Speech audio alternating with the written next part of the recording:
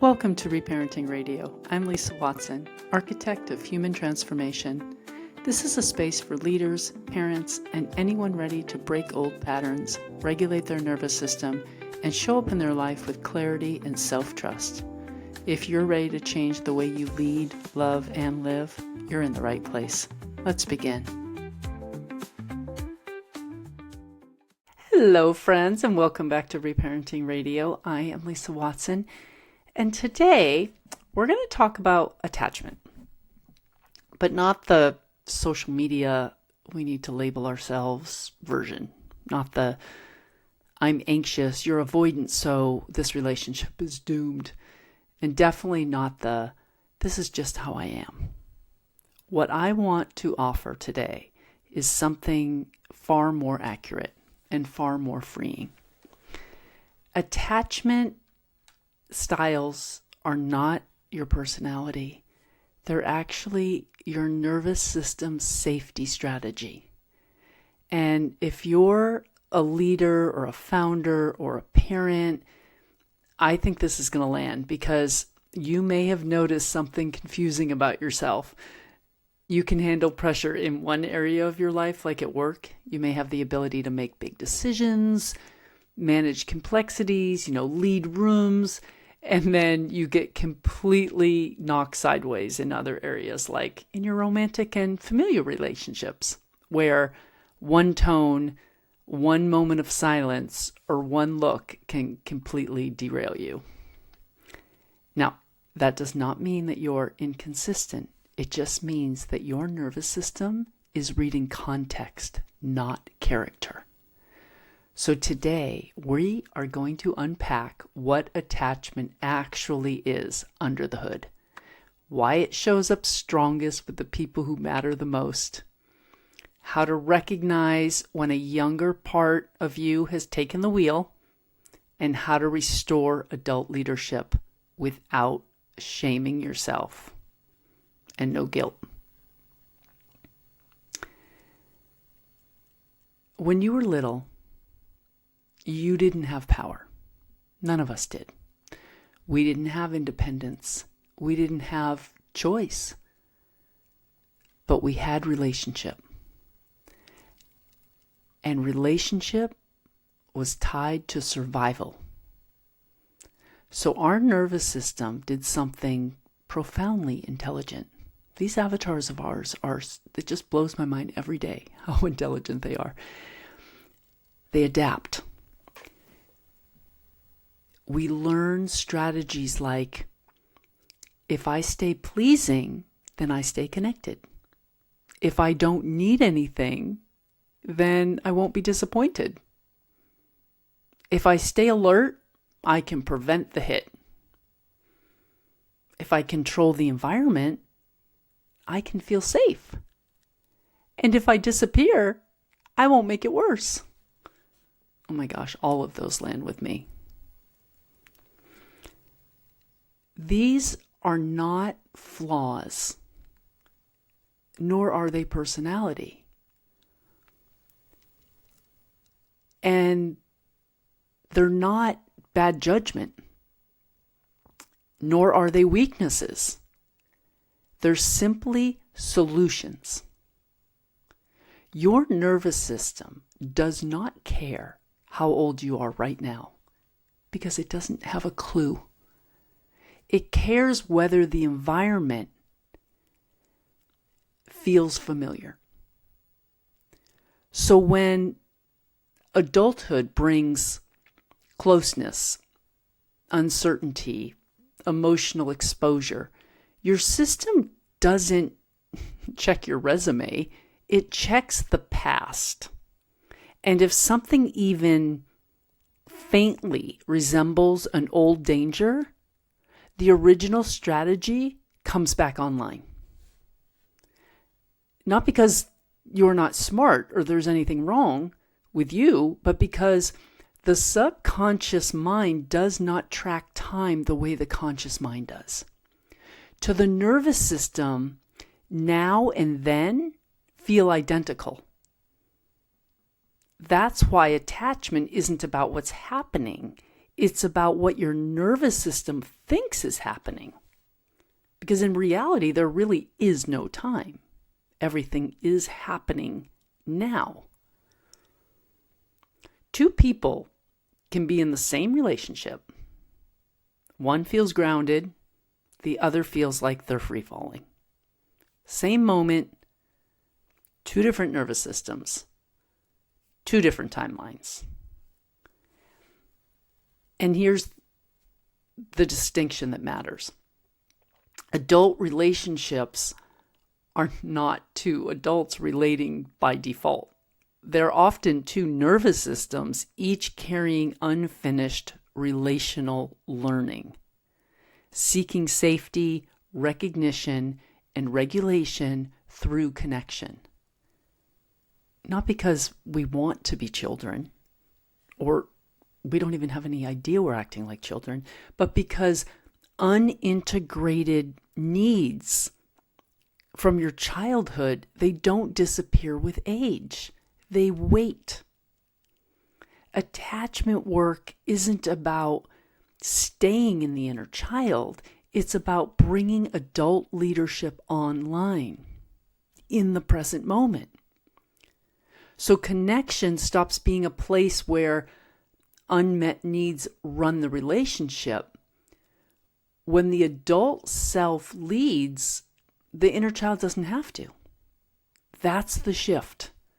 Not healing to be less triggered, but developing the capacity to stay present without outsourcing safety to something outside of you. We don't need to change anything on the outside. We need to restore adult leadership on the inside. But why does the emotional regression show up more in love relationships rather than work relationships? And this is where, high functioning people, leaders, they need relief. And you might say, Lisa, I'm confident. I lead teams. I run a business. I'm not insecure. Exactly. Because leadership environments, when you're at work, it's structured. There are roles, there are expectations, there's distance, there's boundaries, there's predictability, there's monetary exchange. Structure gives the nervous system a sense of safety. But intimacy does the opposite. It's tied closely to our identity. And the closeness tends to remove our armor. It introduces ambiguity, and it allows us to truly be seen. So if your early experiences in childhood taught you that being seen led to criticism, inconsistency, emotional withdrawal, punishment, abandonment, then closeness does not feel like love. It feels like danger. So your nervous system does what it knows and was trained to do. It's going to fight, flight, freeze, or fawn over things that may look small on the surface. Because the small part of you doesn't feel safe. Like a delayed text from a partner, or maybe a shift in tone, or maybe your partner goes quiet, silence, or your child has a big emotion. Somebody needs space from you. Those things can trigger emotional regression.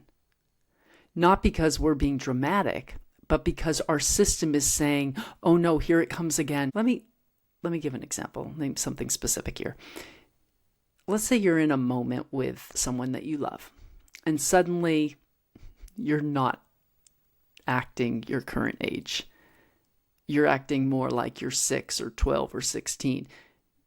you may not recognize it in yourself, but I know that you've recognized this in your parents, in your partner, and in your friends sometimes when they get triggered. That's emotional regression.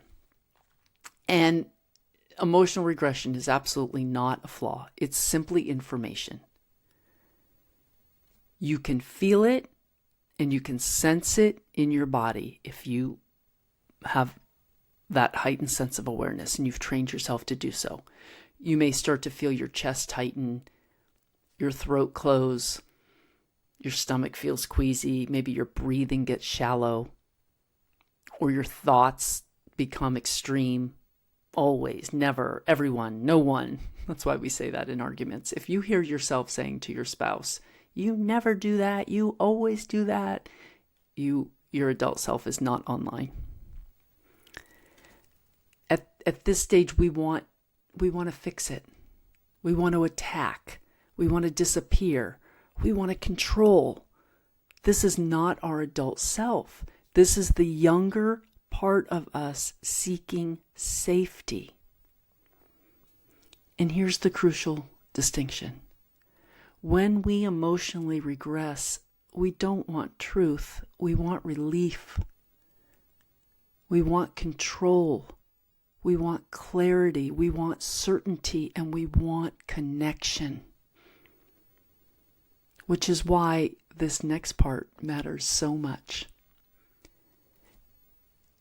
Never try to solve relationship problems from a regressed state. Okay, I want you to write that down.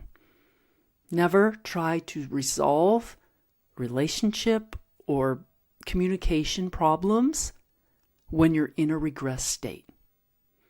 Because the solution you reach for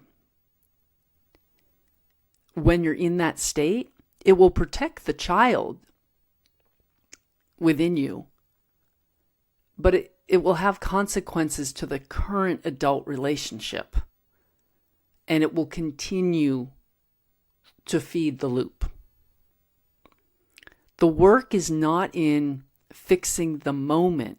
The work is in practicing how to restore leadership.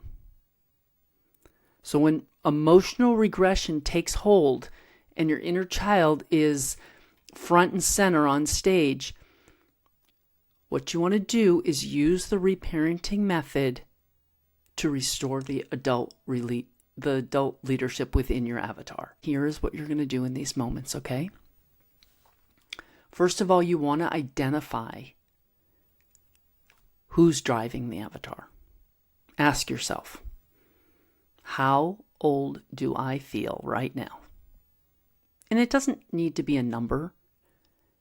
It may be a time frame. 6, 8, 12, young, a teenager. I feel like I'm in my 20s. I feel like I'm a toddler, whatever it may be. The young parts of you are going to feel urgent.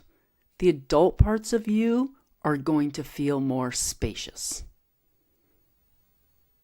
And then next, you want to name the need that is underneath. The one you're triggered by, the one you're not getting. What's the need? Not the demand, but the need. Is it reassurance? Is it safety? Do you need to be seen? Do you need to be heard? Do you need to know that you matter? Do you need to not feel like you're going to be punished simply for having feelings? Do you need to be validated? Naming the true need underneath it will separate the child from the strategy. And next, step 3 is, this is the most important step, okay? When we get dysregulated, emotionally regress, inner child's taken over. Regulate before you continue to speak.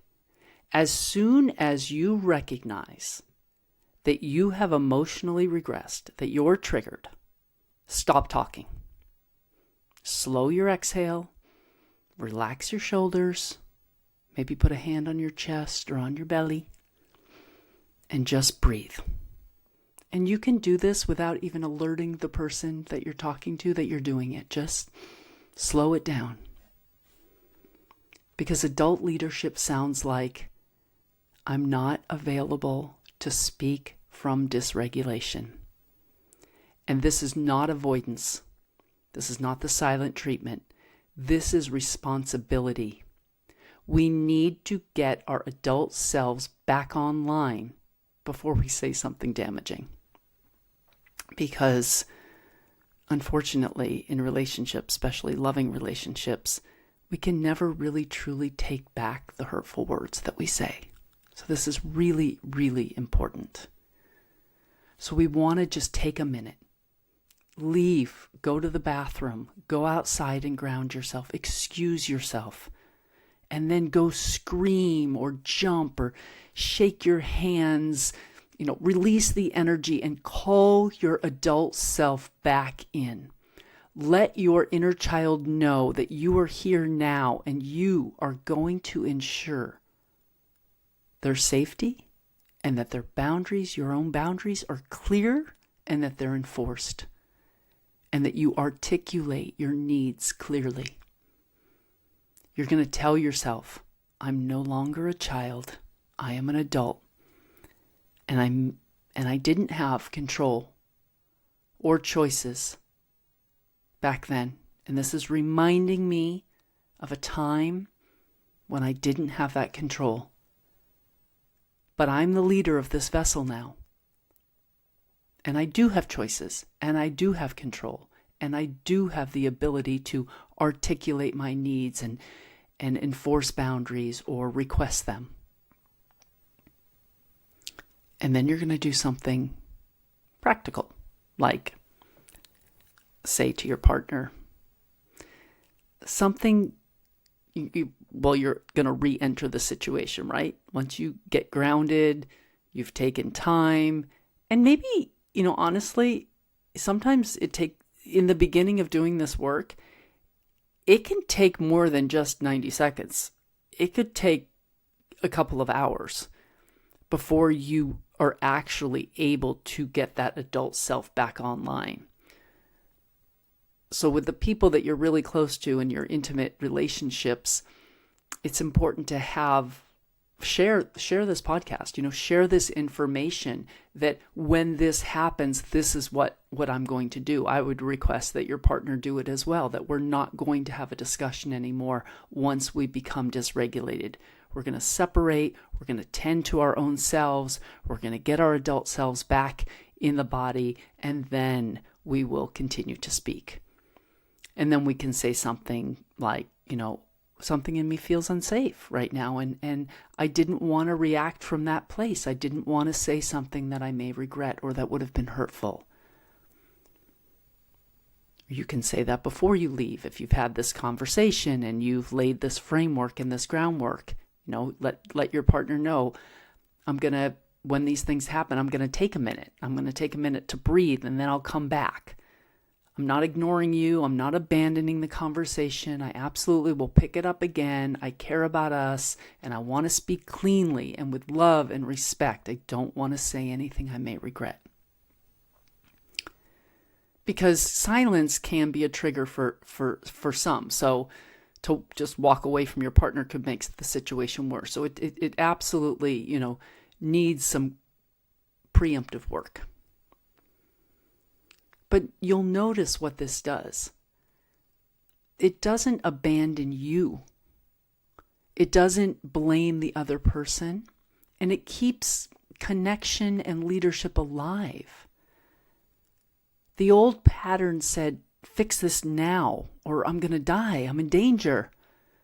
That's what the inner child's feeling. Now, I need it. It's loud. It's abrasive. It's chaotic. It's confusing.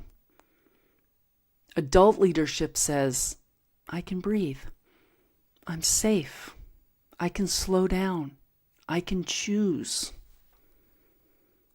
And then when we do re-enter the conversation, there's no blaming.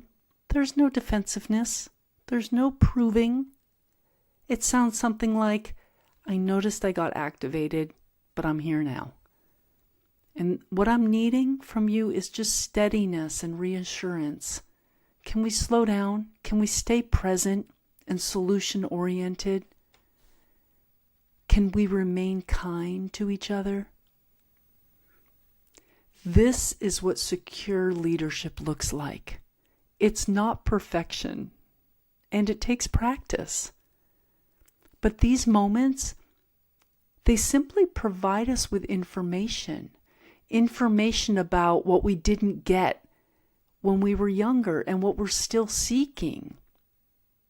We're not flawed. There's nothing wrong with us, and we're not wrong. We're just confused. Our inner child doesn't realize, our subconscious mind doesn't realize that we're adults now, that we're not on that timeline anymore, that we have choices. So we need to rewrite the story that we're telling ourselves about ourselves. For example, if you've been calling yourself anxious or avoidant or too much or too sensitive, maybe you think you're hard to love or you're too emotional, I want to offer you a reframe on that. Because, as I said, there's nothing wrong with you. You're simply programmed to protect yourself. But programs, they can be updated. And secure attachment is not something that you are or you aren't. It's something that you build through regulation, through awareness, through restoring adult leadership again and again. When you heal the relationship with yourself, your other relationships stop feeling like emergencies, and they start feeling like places that you can breathe, or you let them go. This is the heart of reparenting. It's not shaming the strategy, but it's thanking it for the information and then updating it. Thank you so much for listening. Until next time, stay grounded, stay sovereign, stay in your adult self, and keep leading yourself home. Thank you for listening to Reparenting Radio. If today's conversation supported you, take a moment to subscribe, leave a review, or share it with someone who knows they were made for more than the patterns that they inherited. If you're ready for serious inner work and real transformation, personally or professionally, you can explore my leadership pathways at lisa-watson.com. And if you're raising little ones alongside your own healing, you'll find my children's books at awakentheone.org. Until next time, stay grounded, stay open, and keep reparenting the parts of you that are ready to come home to their authenticity.